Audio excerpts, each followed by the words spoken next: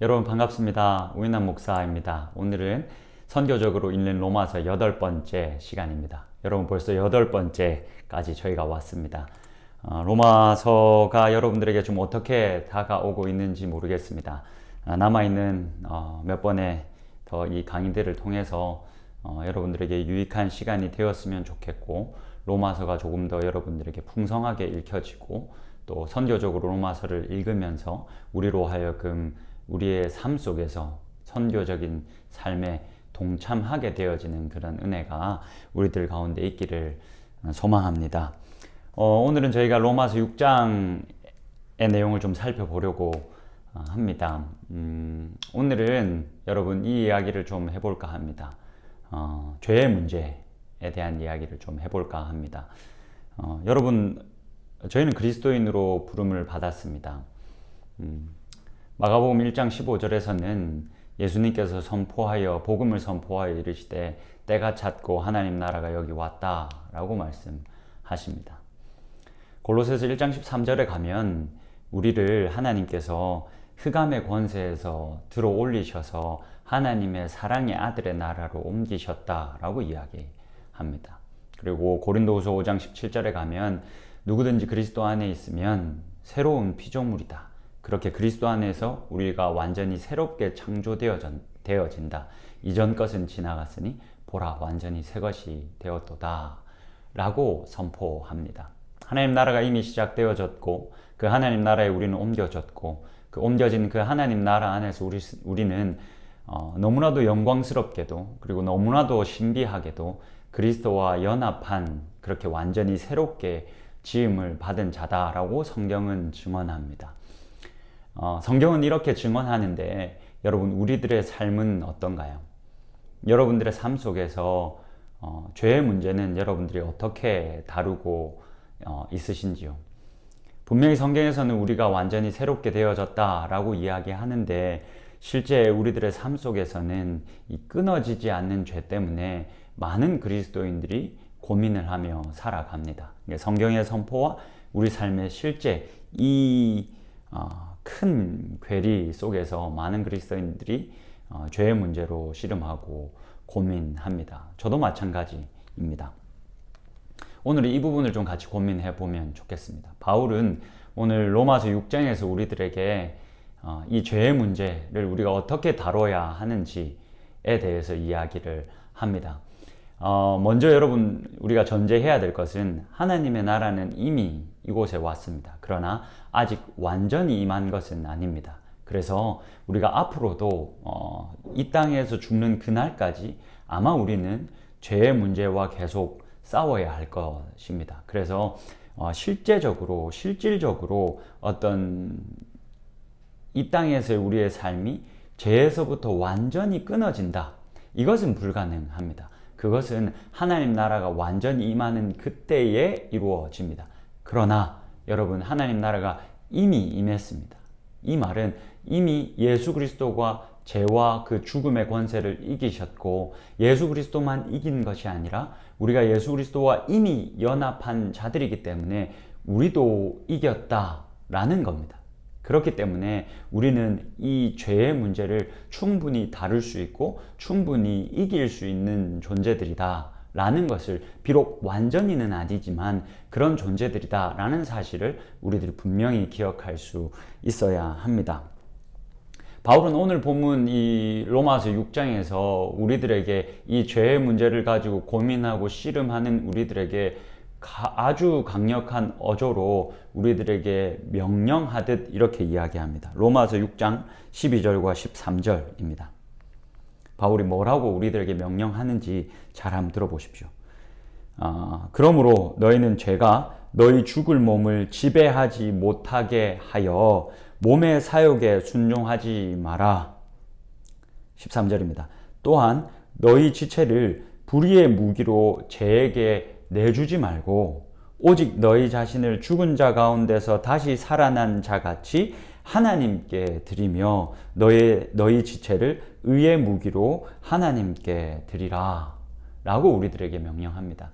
우리의 몸을 이 죄의 욕망에 이끌려서 그대로 이 죄의 무기로 우리의 육신을 드리지 말고 의의 무기로 하나님께 드리기를 힘쓰라 라고 이야기합니다. 바울은 아주 단호하게 우리들이 이 죄의 욕망을 충분히 다룰 수 있을 것처럼 우리들에게 명령하고 있습니다. 이것이 어떻게 가능할까요?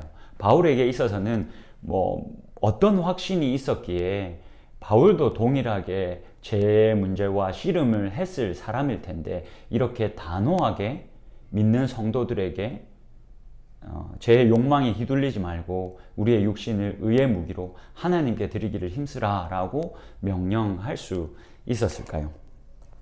오늘 이 질문에 대해서 저희들이 답하는 것이 오늘 강의의 핵심입니다.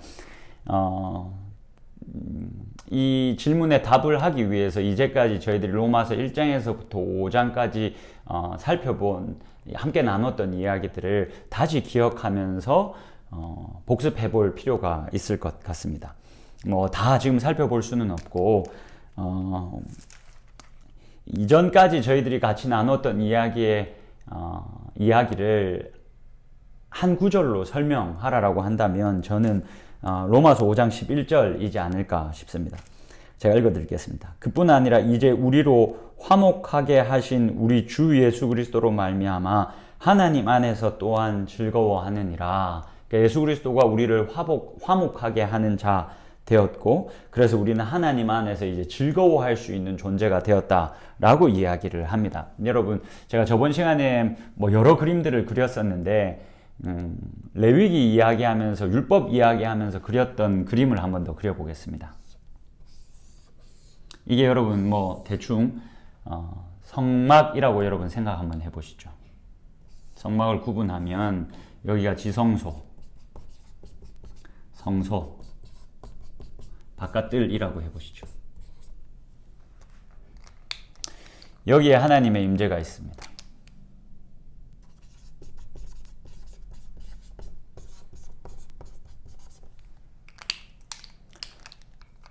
여기에 성소와 지성소를 나누는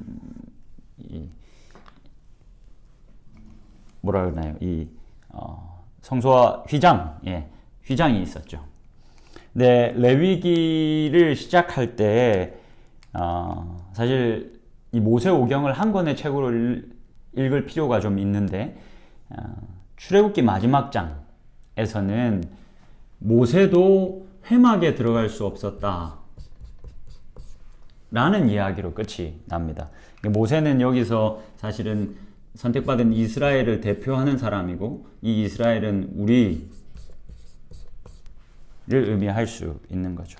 그러니까 이스라엘 백성들이 지은 죄 때문에 심지어 이스라엘 백성들의 대표가 되는 모세조차도 이 회막에, 이 성막에 들어갈 수가 없었다라는 이야기로 출애굽기가 마무리됩니다. 그만큼 인간들의 죄로 말미암아, 우리의 죄로 말미암아 하나님과의 간격이 이만큼이나 멀었다라는 이야기로 레위기는 시작이 됩니다. 그래서 이 레위기는 우리가 잘 아는 것처럼 율법의 이야기인데, 이 율법이 계속해서 이 역할들을 하는 겁니다.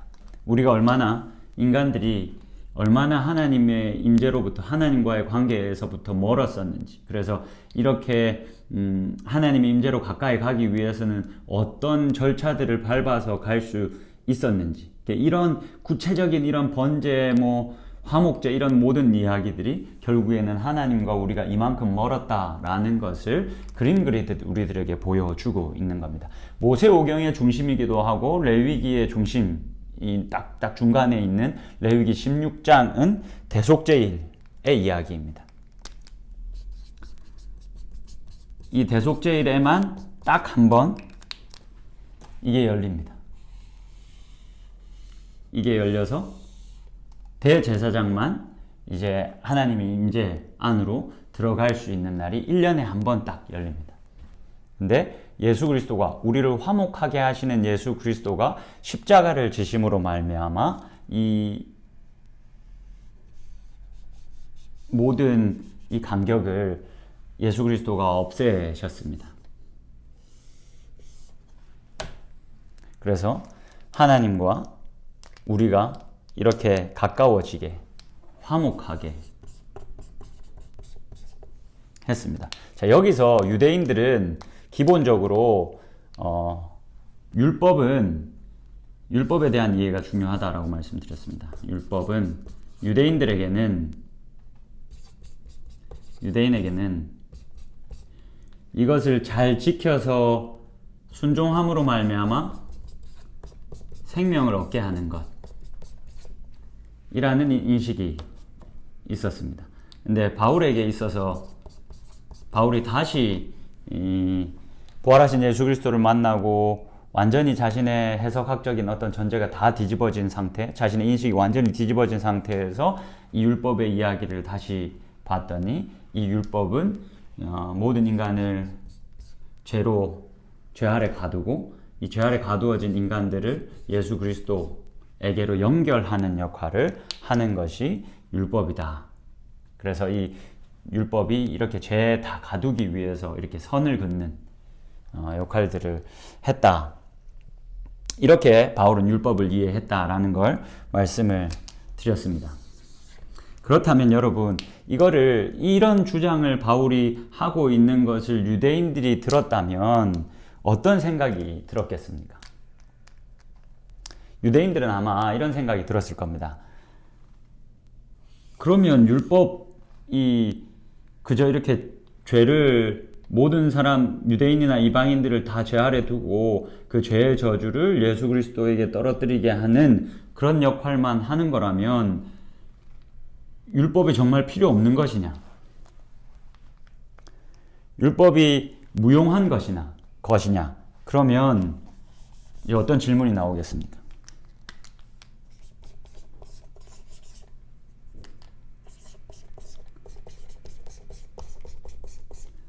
죄는 어떻게 할 것이냐? 이게 이제 중요한 문제가 되는 겁니다. 율법으로 말미암아 죄를 억제하고 그렇게 순종해서 생명을 얻는데 율법이 이런 기능을 하지 않는다면 그럼 우리가 그냥 그저 은혜로 결국은 이 은혜로 구원을 받았으니 뭐 죄는 막 지어도 상관없는 것이냐? 우리가 율법을 지키면서 하나님의 뜻대로 살기 위해서 노력하는 것, 그렇게 죄의 충동을 억제하려고 하는 노력들은 없어도 되는 것이냐? 그냥 은혜만 있으면 족한 것이냐? 라는 질문을 당시의 사람들이 당연히 바울에게 던지지 않았겠습니까? 그래서 바울이 6장에 가면 이런 질문을 가상의 어떤 자신의 가상의 상대를 세워놓고 스스로 질문하고 스스로 답을 합니다. 그 부분이 6장 1절입니다. 로마서 6장 1절에 가보시겠습니까? 그런즉 우리가 무슨 말을 하리요? 은혜를 더하게 하려고 죄에 거하겠느냐? 자, 이 질문을 이제 스스로 지금 바울이 자신의 논의를 발전시켜 가기 위해서 이 질문을 던지고 있다라고 여러분들이 보시면 됩니다. 우리가 그냥 은혜를 받았기 때문에 이 죄의 충동, 이 율법의 무용론을 주장하면서 이 죄의 충동을 그냥 그대로 둬도 상관없는 것이냐? 죄의 문제는 어떻게 할 것이냐? 라고 이제 스스로 질문을 던지면서 자신의 이제 논의를 발전시켜 갑니다. 자, 그렇다면, 이 죄의 문제는 어떻게 할 것이냐? 라는 이 질문에 바울이 어떻게 답하겠습니까? 오늘 처음 시작하면서 살펴본 것처럼 6장 12절과 13절에서는 죄를 지으면 안 된다. 죄의 충동에 그냥 넘어가서 우리의 몸을 죄의 무기로 드리면 안 되고 하나님께 의의 무기로 드려야 한다. 왜냐하면 하나님께서 우리를 의롭게 하셨기 때문에 그렇게 의의 무기로 드리기를 힘써야지 너희들이 계속 그 죄의 충동에 넘어가서 죄를 계속 짓고 살아가면 안 된다. 라고 확실히 못 박습니다. 그리고는 그 앞 구절들을 통해서 왜 바울이 이렇게 단호하게 주장할 수 있었는지를 우리는 좀 살펴볼 필요가 있습니다. 먼저 2절 한번 보시겠습니다. 이 죄의 문제를 어떻게 할 것이냐? 우리들 안에서 계속 일어나는 이 죄의 충동은 그냥 내버려둬도 되는 것이냐? 우리가 은혜를 받았으니 그냥 그 은혜에 기대어서 그런 죄의 충동에 막 우리가 노출돼도 상관없는 것이냐? 라는 질문에 바울이 확실히 뭐라고 말하냐면 6장 2절입니다. 그럴 수 없느니라. 죄에 대하여 죽은 우리가 어찌 그 가운데 살리요? 죄에 대해서 우리가 죽었다. 근데 어떻게 그 죄 안에서 우리가 살아가겠느냐? 절대 그럴 수 없다. 라고 이야기합니다. 이어서 3절과 4절을 한번 보시겠습니다. 6장 3절과 4절을 보시면 바울이 계속 반복하는 표현이 하나 있습니다. 그 표현에 우리들이 주목해 보는 것이 굉장히 중요합니다. 자, 3절과 4절을 제가 읽어 드릴 테니까 어떤 표현이 반복되고 있는지 여러분들이 한번 보시면 좋겠습니다. 무릇 그리스도 예수와 합하여 세례를 받은 우리는 그의 죽으심과 합하여 세례를 받은 줄을 알지 못하느냐. 그러므로 우리가 그의 죽으심과 합하여 세례를 받음으로 그와 함께 장사되었나니 이는 아버지의 영광으로 말미암아 그리스도를 죽은 자 가운데서 살리심과 같이 우리로 또한 새 생명 가운데서 행하게 하려 함이라. 여러분, 어떤 표현이 계속 반복됩니까? 우리가 예수 그리스도와 합하여 세례를 받았다 라고 이야기합니다. 지금 바울은 오늘 로마서 6장 3절과 4절 이 죄의 문제를 어떻게 할 것이냐, 이 죄의 충동을 어떻게 할 것이냐 라는 이 질문에 우리가 죄에 대하여 죽은 자이기 때문에 우리가 죄의 충동에 계속 어떤 노예처럼 거기에 끌려 살아갈 수 없다라고 못 박은 다음에 우리들에게 뭘 이야기하냐면 3절과 4절 그리고 사실은 다 살펴볼 수는 없지만 9절까지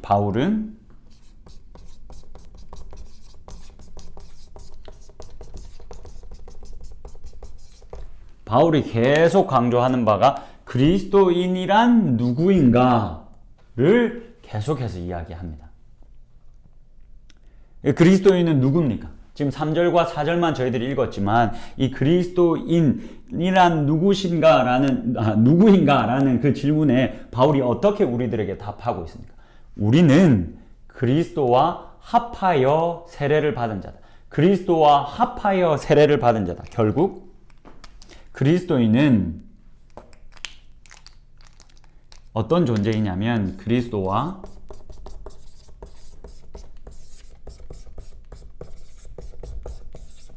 연합한 존재다라는 이야기를 합니다.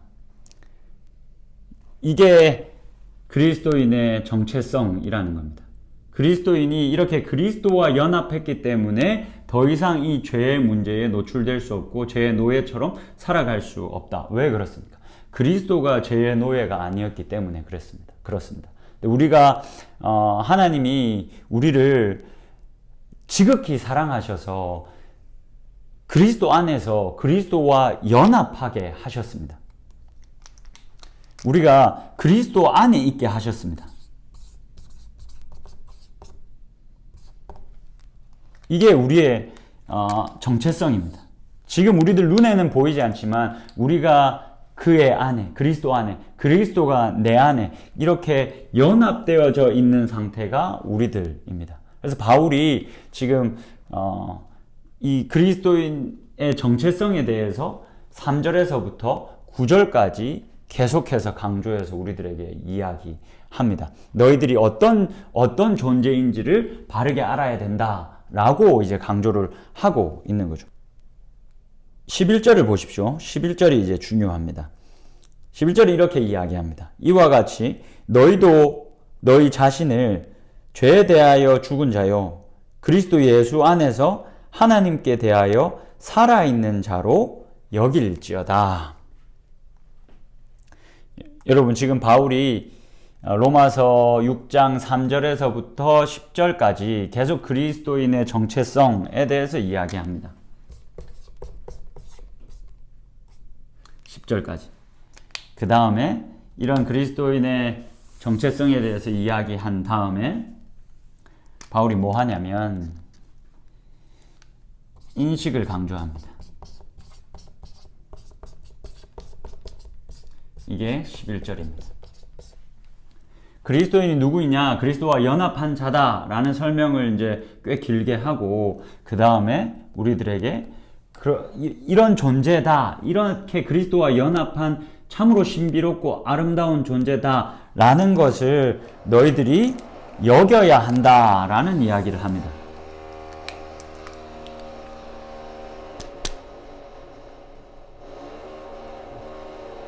죄송합니다. 밖에 이제 작업하는 소리가 들어와가지고 잠깐 끊었습니다. 네, 계속하겠습니다.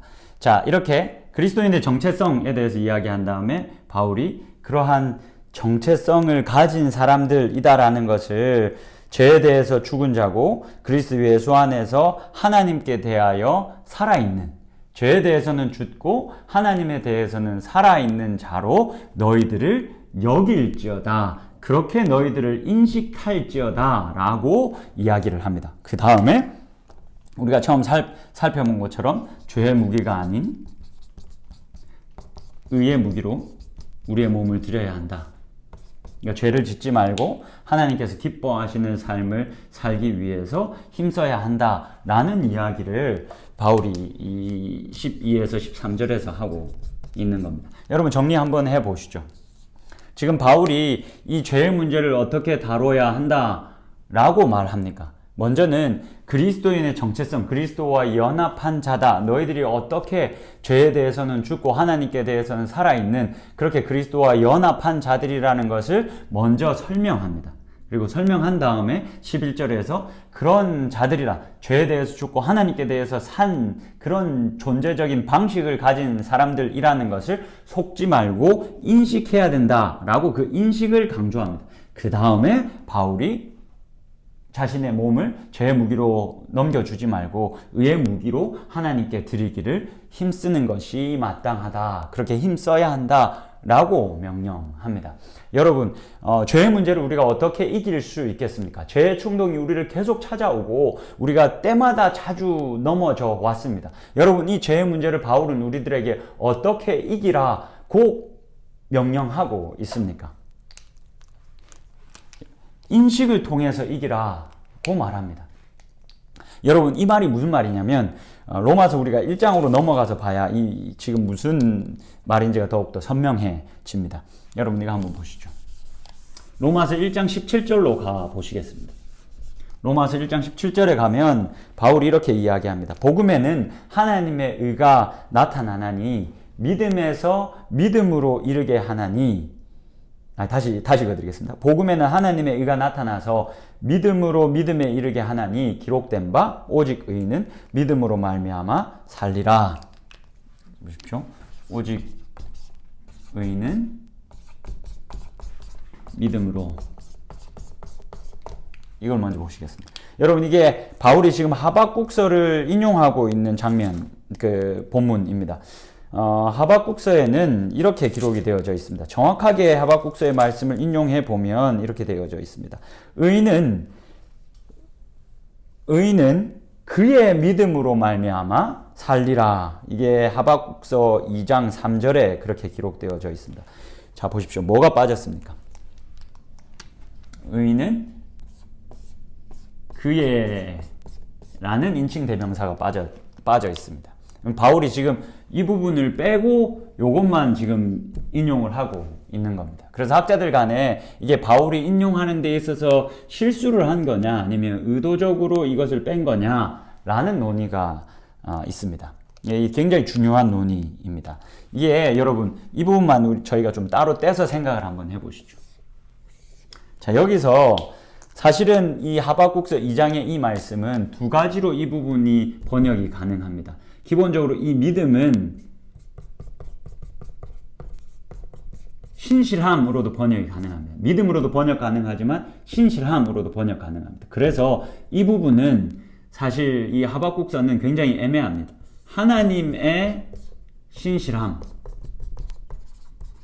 번역할 수 있고 그 다음에 그의 믿음으로도 번역이 둘 다 사실은 가능합니다. 그만큼 이 본문이, 이 하박국서의 히브리 본문이 굉장히 애매합니다. 근데 바울이 우리들보다는 훨씬 더 이 히브리에 능통했을 바울이 이걸 가지고 오면서 굳이 이 부분을 지금 빼고 가지고 옵니다. 그러니까 쉽게 말하면 이것을 뺐다는 것은 바울이 지금 우리들에게 정말 오직 의인은 하나님의 신실함 때문에 사는 것인지 아니면 오직 의인은 그의 믿음 때문에 사는 것인지에 대해서 명확하게 답을 제시해 주지 않고 있다라는 말이 됩니다. 여러분 다시 한번 더 말씀드리겠습니다. 지금 바울이 이 인칭대명사를 빼서 인용하면서 바울은 지금 오직 의인은 하나님의 신실함으로 산다 는 뜻인지 아니면 오직 의인은 그냥 믿음으로 말미암아 사는 것인지에 대한 명확한 답을 일부러 우리들에게 주지 않고 있습니다. 바울이 이것을 좀 선택해서 우리들에게 줬으면 훨씬 더 쉬웠을 텐데 바울이 그것을 선택해 주지 않습니다. 저는 이거 실수라고 보지 않습니다. 왜냐하면 그 앞에 지금 복음에는 하나님의 의가 나타나서 잘 보십시오, 여러분. 믿음에서 믿음에 이르게 한다라고 이야기합니다.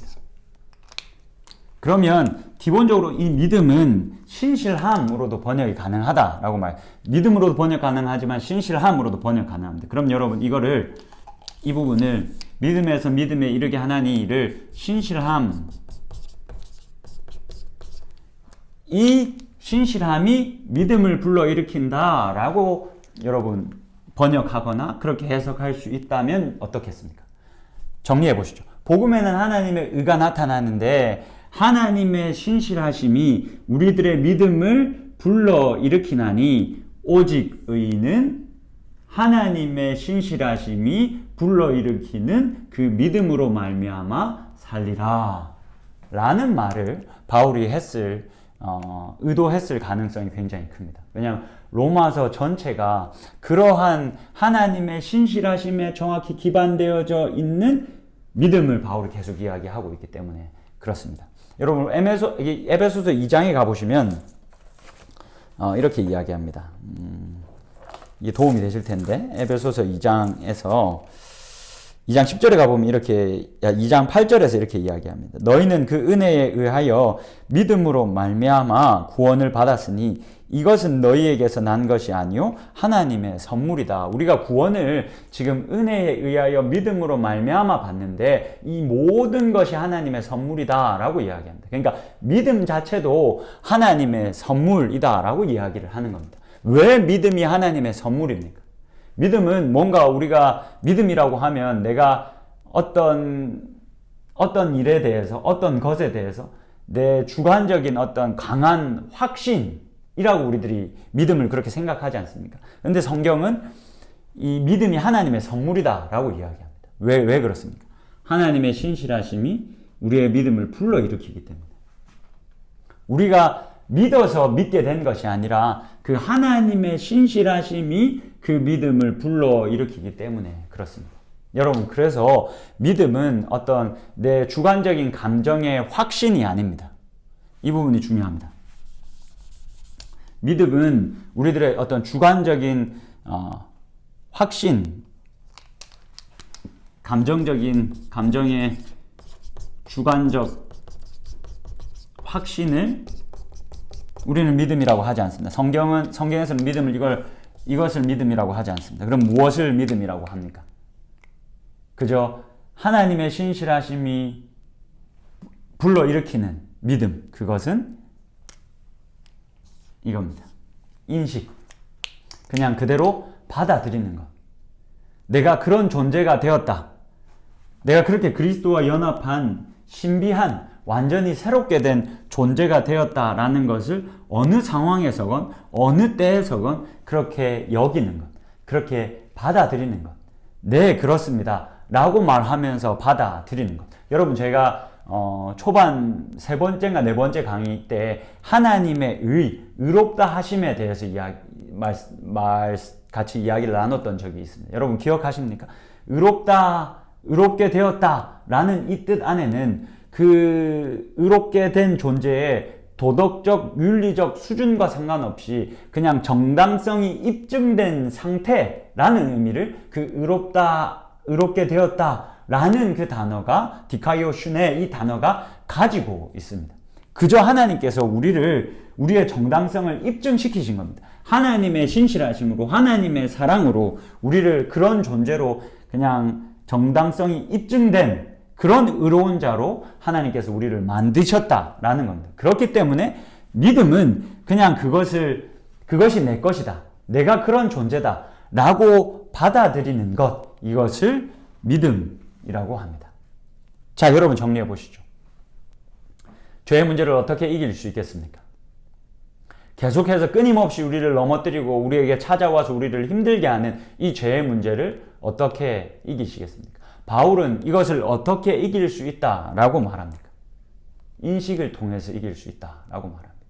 믿음을 통해, 또 다른 말로는 믿음을 통해서 이길 수 있다라고 말합니다. 우리가 그렇게 그리스도와 연합한 자고 이제 그리스도와 연합했기 때문에 죄에 대해서는 죽고 하나님께 대해서만 살아있는 자이다 라는 그 인식, 그 이해, 이것이 깊어지는 것, 이것이 유일하게 죄의 문제를 다룰 수 있고 이길 수 있는 방법이다 라고 바울은 이야기합니다. 여러분, 그렇기 때문에 우리가 성경을 깊이 알고 깊이 이해하고 깊이 나누는 것이 너무나도 중요합니다. 성경에서는 우리가 어떠한 자들인지, 그리스도인으로서 어떤 존재가 되었는지에 대해서 계속 이야기를 합니다. 성령 하나님께서 하시는 일이 무엇입니까? 우리 옆에서 함께 우리와 걸으시면서 이 하나님의 말씀을 깨닫게 합니다.